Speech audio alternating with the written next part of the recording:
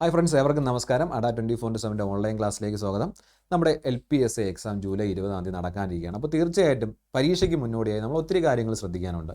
അപ്പോൾ ഇന്നത്തെ വീഡിയോയിൽ നമ്മൾ ആ കാര്യങ്ങളൊക്കെയാണ് ഡിസ്കസ് ചെയ്യുന്നത്. ആ പരീക്ഷയുടെ ഡീറ്റെയിൽസ്, അതുപോലെ തന്നെ നമ്മുടെ ബാക്കി സിലബസ് ഏതൊക്കെയാണ് നമ്മൾ കവർ ചെയ്യേണ്ടത്, ഏതൊക്കെയാണ് ഫോക്കസ് ചെയ്യേണ്ടത്, എന്തൊക്കെയാണ് നമ്മൾ ശ്രദ്ധിക്കുക, പരീക്ഷയ്ക്ക് മുന്നോടിയായി നമ്മൾ ശ്രദ്ധിക്കേണ്ട കാര്യങ്ങൾ എന്തൊക്കെയാണ്, അതെല്ലാം ആ ഡീറ്റെയിൽസ് എല്ലാമാണ് നമ്മൾ ഇന്ന് ഈ വീഡിയോയിൽ ഡിസ്കസ് ചെയ്യാൻ പോകുന്നത്. അപ്പോൾ തീർച്ചയായിട്ടും ജൂലൈ മാസം, അതായത് ഇപ്പോൾ ജൂൺ മാസമാണ്, അടുത്ത മാസം 6-ാം തീയതി 20-ാം തീയതിയാണ് രണ്ട് പരീക്ഷകൾ. ഒന്ന് UP സ്കൂൾ അസിസ്റ്റൻറ്റ്, രണ്ടാമത് LP സ്കൂൾ അസിസ്റ്റൻറ്റ്.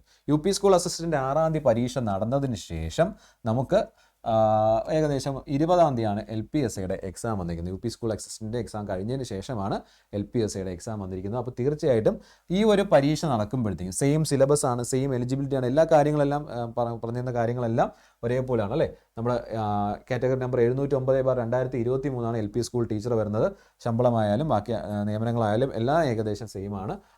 അതുപോലെ തന്നെയാണ് അതിൻ്റെ യോഗ്യതയും, ഇതേ പ്രായപരിധി എല്ലാം സെയിം ആണ്. ഇതേ സെയിം രീതിക്ക് തന്നെയാണ് നമ്മുടെ UP സ്കൂൾ ടീച്ചറിൻ്റെയും പരീക്ഷ നടക്കുന്നത്. 707/2023 കാറ്റഗറി നമ്പർ വരുന്ന ഡയറക്ടർ, വിവിധ ജില്ലകളിലേക്കുള്ള ഡയറക്ടർ റിക്രൂട്ട്മെൻറ്റ് പരീക്ഷ നടക്കുന്നത്. അപ്പോൾ തീർച്ചയായിട്ടും നമുക്ക് ഈ പരീക്ഷ 6-ാം തീയതി UPSA പരീക്ഷ 6-ാം തീയതി നടക്കുമ്പോഴത്തേക്കും 20-ാം തീയതി LPSA പ്രിപ്പയർ ചെയ്യാനായിട്ട് ഒരു മാതൃകാ പരീക്ഷ നമ്മുടെ മുന്നിൽ ഉണ്ടാവും അല്ലേ. സിലബസ് ചേഞ്ച് ആയതിനു ശേഷം നടക്കുന്ന ഡയറക്ടർ റിക്രൂട്ട്മെൻറ്റിലെ ഫസ്റ്റ് എക്സാം ആണ്. അപ്പോൾ തീർച്ചയായിട്ടും നമുക്ക് എക്സ്പെക്ട് ചെയ്യുക PSCയുടെ ആ പാറ്റേണൊക്കെ ഒന്ന് അനലൈസ് ചെയ്ത് എങ്ങനെയായിരിക്കും പരീക്ഷ വരുന്നുള്ള കാര്യങ്ങൾക്ക് നോക്കുക.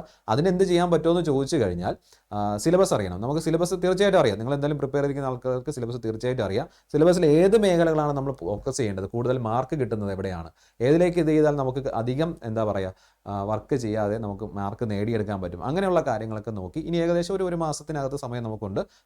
ഉള്ള സമയം ഇന്നിപ്പോൾ 20-ാം തീയതിയാണ്, അടുത്ത 20-ാം തീയതിയാണ് പരീക്ഷ. കൃത്യം ഒരു മാസമുണ്ട്. അപ്പോൾ 30 ദിവസം നമ്മൾ കൂട്ടണ്ട, അല്ലെങ്കിൽ 29-25 ദിവസം വെച്ച് കാൽക്കുലേറ്റ് ചെയ്യുക. ഈ 25 ദിവസവും നമ്മൾ എന്ത് ചെയ്യുക, നന്നായിട്ട് പ്രിപ്പയർ ചെയ്യുക കേട്ടോ. എന്തൊക്കെയാണ് ഇനി വേണ്ടത്, കറണ്ട് അഫയേഴ്സ് ഫാക്ട് ഉണ്ടെങ്കിൽ അത് ഏതെങ്കിലും വിട്ടുപോയിട്ടുണ്ടെങ്കിൽ അതെല്ലാം അപ്ഡേറ്റ് ചെയ്യുക. അതുപോലെ വീണ്ടും വൈഡായിട്ടുള്ള നമ്മളിപ്പോൾ സിലബസ് നോക്കുകയാണെന്നുണ്ടെങ്കിൽ നമുക്ക് LPSയുടെ സിലബസ് ഒന്ന് നോക്കാം.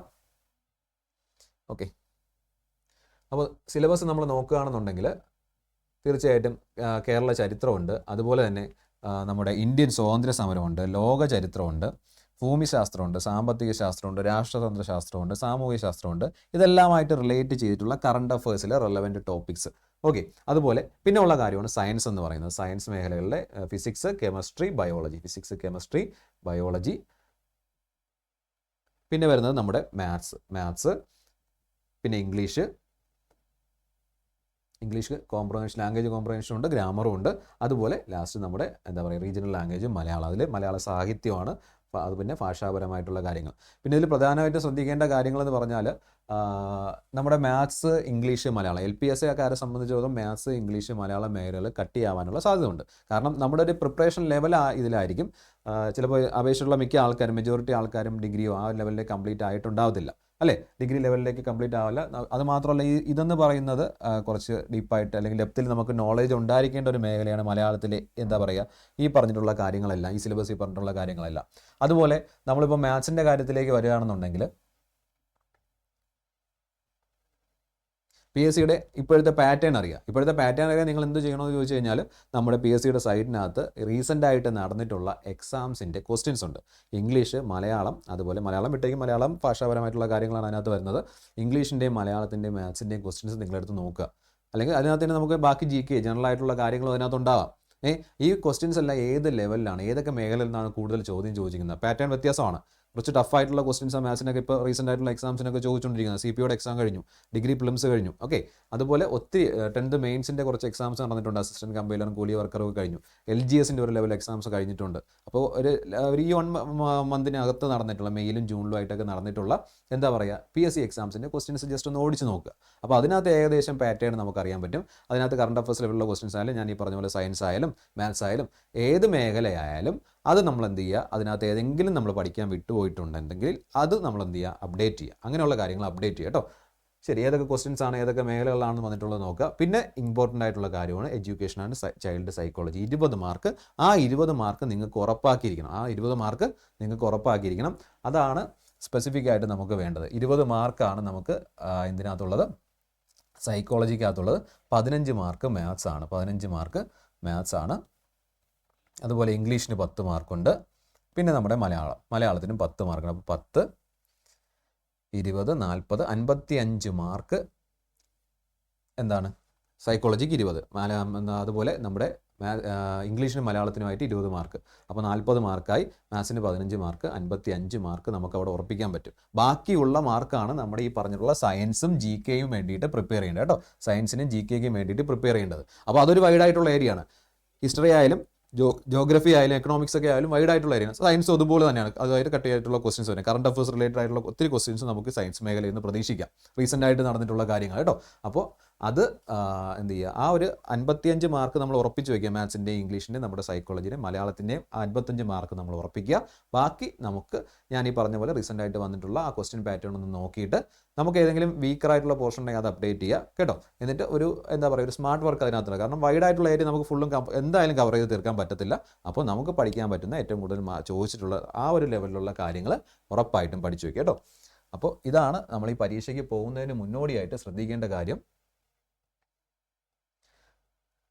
ഓക്കെ, മാത്സ്, ഇംഗ്ലീഷ്, മലയാളം, അതുപോലെ എന്താണ് നമ്മുടെ സൈക്കോളജി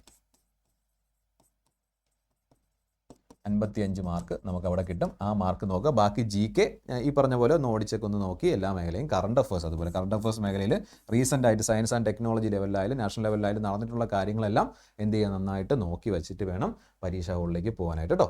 അപ്പോൾ ഈ ഒരു രീതിക്ക് നിങ്ങൾ പ്രിപ്പറേഷൻ നടത്തുക. ഇനിയുള്ള ആ ഒരു മാസം നല്ലൊരു എന്താ പറയുക, റിവിഷൻ ലെവലിലുള്ള കാര്യങ്ങൾ, പുതിയതായിട്ട് വലിയ കാര്യങ്ങളൊന്നും പുതിയതായിട്ട് പഠിക്കാൻ നിൽക്കരുത്. കാരണം പറഞ്ഞാൽ നമ്മൾ പഠിക്കാൻ ശ്രമിക്കുമ്പോഴത്തേക്കും പഠിക്കാൻ പറ്റിയില്ല എന്നുണ്ടെങ്കിൽ ടെൻഷൻ വരും. ടെൻഷൻ വരുമ്പോഴത്തേക്കും നമ്മൾ ഓൾറെഡി മനസ്സിലുള്ള കാര്യങ്ങളും നമ്മുടെ പരീക്ഷയും അതിനെന്ത് ചെയ്യും, അത് നെഗറ്റീവായിട്ട് അഫക്റ്റ് ചെയ്യും. അങ്ങനെ ഉണ്ടാവരുത്. നന്നായിട്ട് പ്രിപ്പയർ ചെയ്യുക, നന്നായിട്ട് കാര്യങ്ങൾ ചെയ്യുക കേട്ടോ. അപ്പോൾ തീർച്ചയായിട്ടും ഈ കാര്യങ്ങളെല്ലാം നോക്കിക്കൊള്ളുക. ഇനി സെക്രട്ടേറിയറ്റ് അസിസ്റ്റൻറ്റിൻ്റെ കോഴ്സ് നമ്മൾ സ്റ്റാർട്ട് ചെയ്തിട്ടുണ്ട്. അതായത് അടുത്ത ഡിഗ്രി പ്രിലിംസിന് വേണ്ടിയിട്ടുള്ളത്. അപ്പോൾ ഇനി വരുന്ന ഏകദേശം ഒരു ഒക്ടോബർ, നവംബർ മാസങ്ങളിലൊക്കെയാണ് നമ്മൾ എന്ത് ചെയ്യുന്നത്, അതിൻ്റെ നോട്ടിഫിക്കേഷൻ പ്രതീക്ഷിക്കുന്നത്. അപ്പോൾ തീർച്ചയായിട്ടും നമുക്ക് ഇപ്പോൾ പഠിച്ച് തുടങ്ങാനായിട്ട് സമയമുണ്ട്. ഈ സിലബസ് കംപ്ലീറ്റും കവർ ചെയ്ത് നമുക്ക് കൃത്യമായിട്ട് സ്റ്റാർട്ട് ചെയ്യാനുള്ള സമയമുണ്ട് കേട്ടോ. അപ്പോൾ അതിൻ്റെ ബാച്ച് ഉടനെ സ്റ്റാർട്ട് ചെയ്യുന്നതാണ്. ജൂൺ 27-ാം തീയതിയാണ് സ്റ്റാർട്ട് ചെയ്യുന്നത്. ഓക്കെ, അപ്പോൾ നിങ്ങൾ Y907 എന്നുള്ള കൂപ്പൺ കോഡ് യൂസ് ചെയ്താൽ മാക്സിമം ഡിസ്കൗണ്ട് നിങ്ങൾക്ക് എന്ത് ചെയ്യാൻ പറ്റും, അതിനകത്ത് നേടാൻ പറ്റും. അപ്പോൾ ഈ അവസരമൊക്കെ യൂസ് ചെയ്യുക. അതുപോലെ LPSA പരീക്ഷ എഴുതാൻ പോകുന്ന ആൾക്കാർ ഇത് ശ്രദ്ധിക്കേണ്ട കാര്യങ്ങളാണ്. ഒത്തിരി ടെൻഷൻ അടിക്കരുത്. നമ്മുടെ മൈൻഡ് സെറ്റ്, നമ്മുടെ എന്താ പറയുക, നമ്മുടെ ആറ്റിറ്റ്യൂഡ് അത് പോസിറ്റീവ് ആയിരിക്കുക. എപ്പോഴും പോസിറ്റീവ് ആയിരിക്കുക. നമുക്ക് ആവശ്യമായിട്ടുള്ള കാര്യങ്ങൾ പഠിച്ചു വയ്ക്കുക. നെഗറ്റീവായിട്ടുള്ള പല തോട്ട്സും പല സ്ഥലത്തുനിന്നും ഉണ്ടാവും. അതൊന്നും പോകരുത്.